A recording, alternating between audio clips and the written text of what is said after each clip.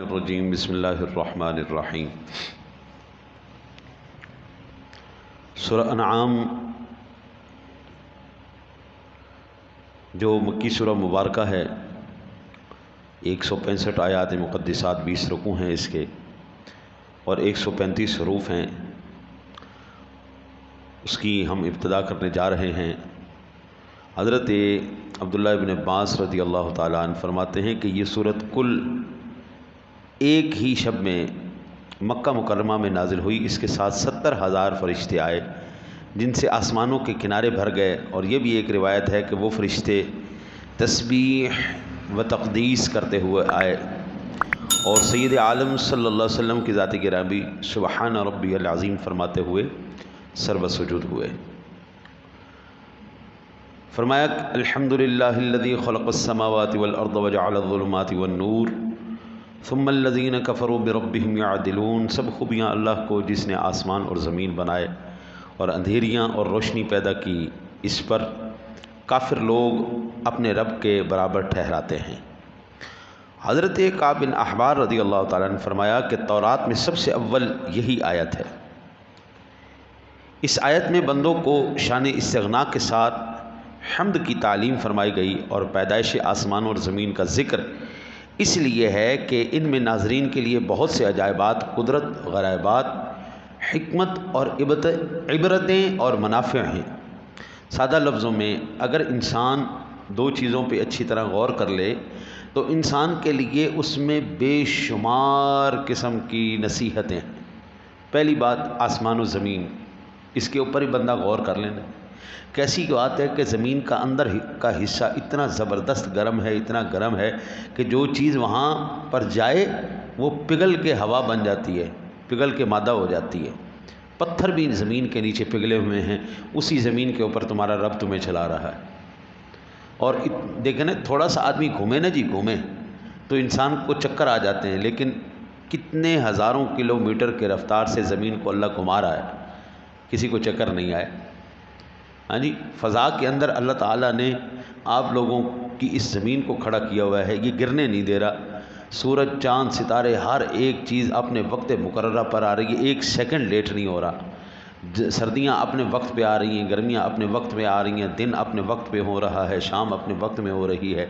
قدرت کے کرشمے، اس کے عجائبات، اس کے نظارے بندہ دیکھ کر حیران ہو جاتا ہے۔ یہ پہاڑ اللہ نے کیلوں کی طرح، جس طرح بندہ کوئی چیز دیوار پہ رکھ کے کیل سے ٹھوک دیتا ہے، اللہ نے زمین کو قرار دینے کے لیے پہاڑوں کو میخیں بنا دیا ہے، پہاڑوں کو میخیں بنا دیا ہے، جس کی وجہ سے یہ متزلزل نہیں ہوتی، جس کی وجہ سے یہ ہمیں پرسکون طریقے سے لے کے چل رہی ہے۔ تو اللہ وحدہ لا شریک کہتا ہے زمین و آسمان کو دیکھو نا جی۔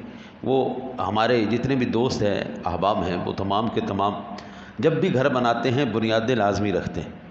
بغیر بنیاد کے، بغیر دیواروں کے، بغیر لنٹر کے گھر نہیں کھڑا ہو سکتا۔ یہ نہیں ہو سکتا کہ آپ ٹھیکیدار صاحب سے کہیں ٹھیکیدار صاحب آپ ایسا کریں، پہلے لنٹر بنائیں، اس کے بعد پھر دیواریں بنائیں، اس کے بعد پھر آپ بنیاد بنائیے گا۔ یا آپ یہ نہیں کہہ سکتے کہ یار دیواروں کو رہنے دو، بنیادیں اور لنٹر ڈال دو، بس بنیادیں ڈال دو، لنٹر، دیواروں کو رہنے دو، ہاں جی، ایسا ممکن نہیں ہو سکتا۔ لیکن اللہ وحدہ لا شریک ارشاد فرما رہا ہے، دیکھ تو صحیح بندے، خلق السماوات، کس طرح اس نے آسمانوں کو بنایا ہے، ایک کے اوپر ایک رکھا، 7 آسمانوں کی ترتیب رکھی، بغیر بنیاد کے، بغیر دیواروں کے۔ اس کی قدرت کے بے شمار عجائبات اور نظارے ہیں۔ اور پھر وحدہ لا شریک نے ارشاد فرمایا کہ وجعل الظلمات والنور، یہ جو اللہ وحدہ لا شریک، یعنی ہر ایک اندھیری اور روشنی، خواہ وہ اندھیری شب کی ہو یا کفر کی یا جہل کی یا جہنم کی، اور روشنی خواہ وہ دن کی ہو یا ایمان اور ہدایت اور علم اور جنت کی۔ ظلمات کو اللہ نے یہاں پر جمع اور نور کو واحد کے سیغے کے ساتھ ذکر فرمایا ہے۔ اس کی طرف اشارہ یہ ہے کہ باطل کی بے شمار راہیں ہیں، باطل کی گمراہی کی بے شمار راہیں ہیں جناب، لیکن ہدایت ایک ہی ہے، راہ حق صرف ایک ہے، اس کو ہم کہتے ہیں دین اسلام۔ بس آج اس روئے زمین پر اگر کوئی اللہ کا صحیح دین موجود ہے وہ تو دین اسلام کی صورت میں موجود ہے۔ پیغام اللہ کا صحیح پیغام، باقی آپ یہ دیکھیں کہ کوئی ماں کا لال اس وقت کوئی دعویٰ نہیں کر سکتا کہ یہ جو تورات ہمارے پاس ہے نا جی، یہ تورات 100% وہی تورات ہے جو موسیٰ علیہ السلام پہ نازل ہے۔ کوئی نہیں بھائی وہ نہیں کر سکتا۔ کوئی یہاں پر دنیا میں دعویٰ نہیں کر سکتا کہ یہ جو انجیل ہے یہ وہی انجیل ہے جو عیسیٰ علیہ السلام پر اللہ نے نازل کی۔ کوئی دعویٰ نہیں کر سکتا کہ یہ جو زبور ہمارے پاس آج ہے بعینہ لفظ بلفظ اسی طرح یہ داؤد علیہ السلام والی۔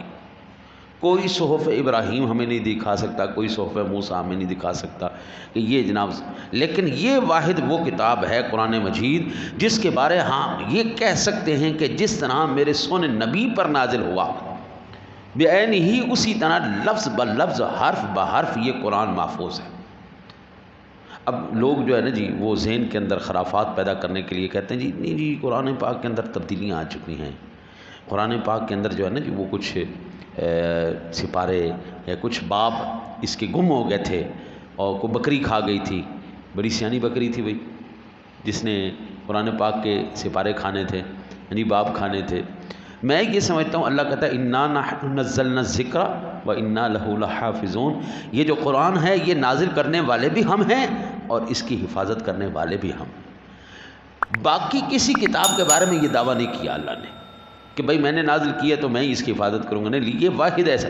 اس کی وجہ یہ تھی کہ آخری پیغام ہے نا جی، اس کے بعد اب کوئی آسمانی پیغام نہیں آنے والا، اس کے بعد حضور کے بعد اب کوئی نبی نہیں آنے والا، حضور سرور دو عالم صلی اللہ علیہ وسلم کے اس نظام کے بعد اب کوئی اور نظام نہیں آنے والا بھائی، اب قیامت تک صرف یہی نظام چلے گا۔ تو جب قیامت تک ایک ہی نظام رہنا تھا تو اللہ تعالیٰ نے خود ہی اس کی حفاظت کی ہے۔ اگر بندوں کے اوپر چھوڑ دیتا اللہ تعالیٰ تو پھر آج قرآن کا بھی وہی حشر ہوتا جو اس وقت تورات کا ہے، جو انجیل کا ہے، جو زبور کا ہے۔ آج وہ زبانیں بھی ختم ہو چکی ہیں جی پوری دنیا کے اندر۔ اگر ہو تو مجھے بھی بتائیے گا، میرے علم میں نہیں ہے کہ سریانی کہیں بولی جاتی ہو یا عبرانی کہیں بولی جاتی ہو، یہ دونوں زبانوں میں تورات اور انجیل نازل ہے۔ اگر کہیں دنیا میں کوئی سریانی بولنے والا ہے یا عبرانی بولنے والا ہے تو ہمیں بتاؤ، میرے علم میں تو نہیں۔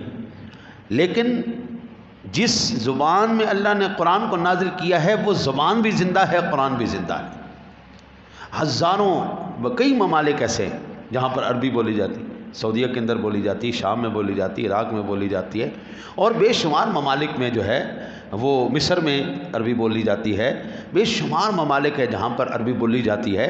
آج وہ زبان بھی زندہ ہے، وہ پیغام بھی زندہ ہے، اور انشاءاللہ یہ قرآن قیامت کی دیواروں تک جو ہے وہ سلامت رہے گا، اس لیے کہ یہ میرے نبی کا پیغام ہے، میرے نبی کی زبان ہے، اور انشاءاللہ نہ زبان ختم ہوگی نہ قرآن ختم ہوگا۔ قیامت کی دیواروں تک ایک ہی نظام ہے جس کو ہم نظام مصطفیٰ کہتے ہیں۔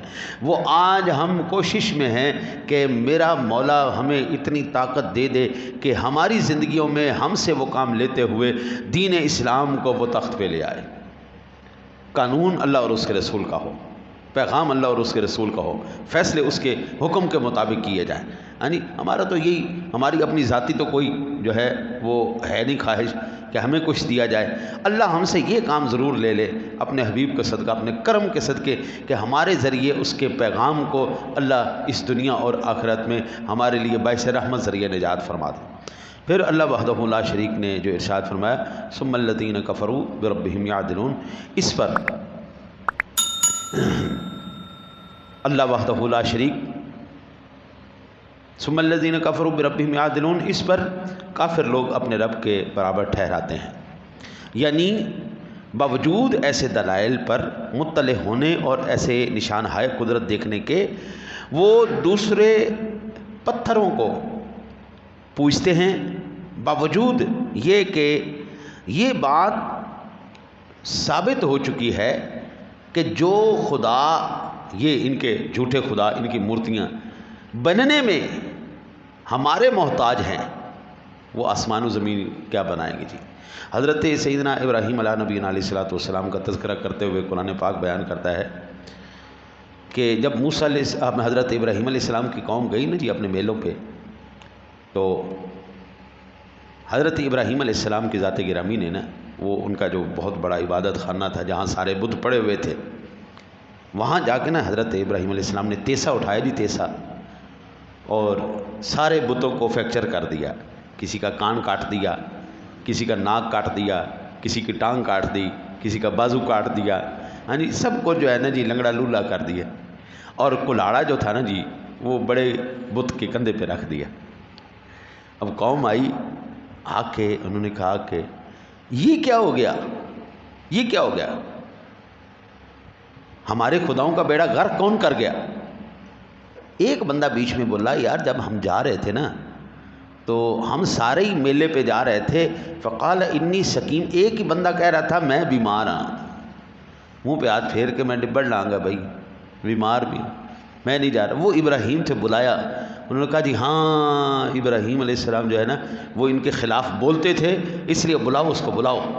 جب بلائے گئے جناب تو کہا انت فعلت ھذا بآلہتنا یا ابراہیم، اے ابراہیم کیا ان کا حال یہ آپ نے کیا ہے؟ ابراہیم علیہ السلام کہنے لگے نہیں مجھے کیا پتا بھائی، یہ بڑا بیٹھا ہوا ہے پوچھ لو اس سے، اس کے کندھے پہ کلاڑی پڑی ہوئی ہے، تیسا پڑا ہوا ہے، یہ چھوٹے شرارتیں کر رہے ہوں گے، کوئی کان پکڑتے ہوئے کسی کا کان ٹوٹ گیا ہوگا، کوئی تھپڑ مارتے کسی کا ناک ٹوٹ گیا ہوگا، ہاں جی کوئی بازو ٹوٹ گیا ہوگا، یہ شرارتیں کر رہے ہوں گے تو اس لیے ان کو پھینٹی پڑی ہے۔ کہنے لگے پیارے ابراہیم آپ بھی جانتے ہیں کہ انت فعلت ھذا بآلہتنا یا ابراہیم، یہ جو کام ہوا ہے یہ آپ بھی جانتے ہیں کہ یہ تو کرنے والے نہیں۔ تو فرمایا اف لکم ولما تعبدون من دون اللہ، پھر لعنت ہے تمہارے اوپر خبیثو، جب تم جانتے ہو کہ وہ اپنا دفاع تک نہیں کر سکتے، اف لکم، اف ہے تمہارے اوپر، لعنت ہے تمہارے اوپر، ولما تعبدون من دون اللہ، اور یہ جو بت بنائے ہوئے تم نے معبود بنائے ہوئے ان پر بھی لعنت ہے، ان پر بھی تف ہے بھائی، نہ یہ تمہارا دفاع کر سکے اور تمہارا تو کر ہی نہیں سکے، اپنا بھی دفاع نہیں کر سکے۔ حضرت صاحب بلی جو ہے نا، بلی ڈرپوک جانور ہے، آپ اس کے پاؤں کی دم کے اوپر اس کا پاؤں رکھیں گے نا جی آپ، تو وہ بھی پلٹ کے دندی مارے گی۔ چوہا ہے، چوہا کتنا سا جانور، ڈرپوک جانور دوڑنے میں بھاگنے والا، لیکن چوہے کی دم بھی آپ پکڑ لیں گے نا وہ بھی پلٹ کے آپ کو کاٹے گا۔ اتنی سی چیز، اتنی سی بھی چیز کو آپ پکڑ لیں وہ بھی کاٹنے کی کوشش کرتی ہے۔ یہ کیسے خدا ہیں جو اپنا دفاع تک نہیں کر سکتے، اور جو معبود باطلہ، یہ بت جو اپنے ناک سے مکھی کو نہیں اڑا سکتے، مکھی بیٹھ جائے تو وہ اس دنیا کو بنائیں گے۔ اللہ کہتا ہے کو خوف خدا کرو، کو یہ دنیا سے ہی سیکھ لو کہ جو خدا تمہارے ہاتھوں کا محتاج ہے، بغیر تمہارے بنائے بن نہیں سکتا، تم اس کی عبادت کر رہے ہو، اس کو چھوڑ کر جس سے اس کائنات عالم کو بنایا ہے۔ اللہ سے دعا کرتے ہیں اللہ تعالیٰ اپنے حبیب کریم علیہ الصلوۃ والتسلیم کا صدقہ ہمیں قرآن پاک سمجھ کر اس پر عمل کی توفیق نصیب فرمائے۔ اللہم صلی علی سیدنا و مولانا محمد مبارک وسلم۔